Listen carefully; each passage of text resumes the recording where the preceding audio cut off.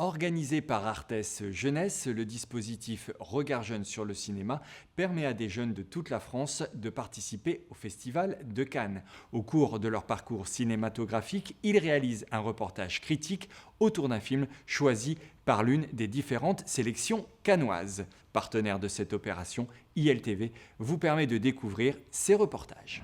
Bonjour à tous, bienvenue. Nous venons d'arriver au cinéma du Théâtre de la Croisette pour visionner un film de la quinzaine cinéaste qui s'appelle L'Englouti. On vous retrouve tout à l'heure pour faire une critique du film.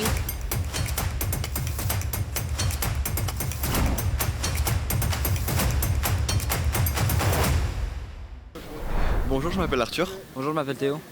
On est les jeunes de Hénin-Carvin. On est venu grâce à Regard Jeunes sur le cinéma au Festival de Cannes. Et on va aller débriefer le film L'Englouti que nous venons de voir à la quinzaine des cinéastes. L'histoire se passe dans les années 1900. Elle raconte une jeune femme qui s'appelle Aimée Lazare. Elle est enseignante dans une grande ville. En hiver, elle va devoir enseigner à un village reculé des Alpes. Ces personnes qui habitent dans le village ont des coutumes et des traditions très étranges par rapport à elle. Donc elle va devoir essayer de s'intégrer dans cette société et puis d'en faire partie. La montagne, c'est là où était tourné le film, à plus de 2000 mètres d'altitude. C'est-à-dire des conditions dures pour les acteurs. Les orteils gelés après 15 minutes de prise, ça aide en vrai à se mettre dans le bain. Ça m'a beaucoup plu, parce que dans le film, on se sent insignifiant, le village paraît petit, enseveli, la neige aussi permet de tout embellir.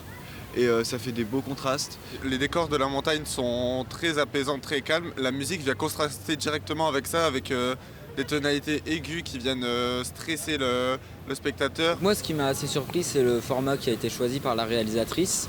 Donc c'est un 4 tiers ou un carré. C'est un format qui n'est plus très commun et qui vient réellement enfermer cette société. Il y a beaucoup de tensions, ça nous fait beaucoup réfléchir et on se questionne énormément.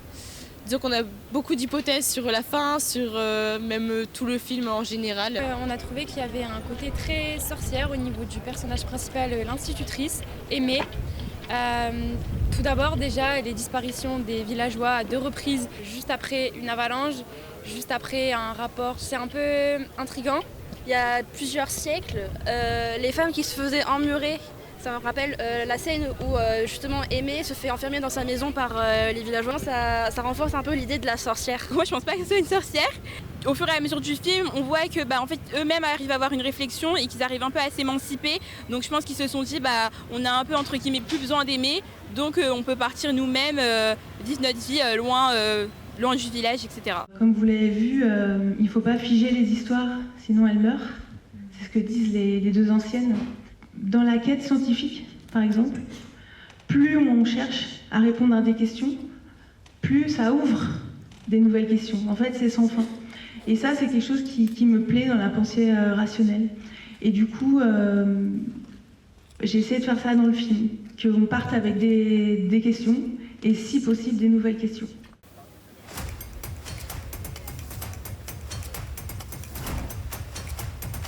Nous espérons que vous aurez l'occasion d'aller voir le film L'Englouti. Nous on vous laisse, on va aller bien profiter de Cannes. Regard Jeunes sur les cinémas!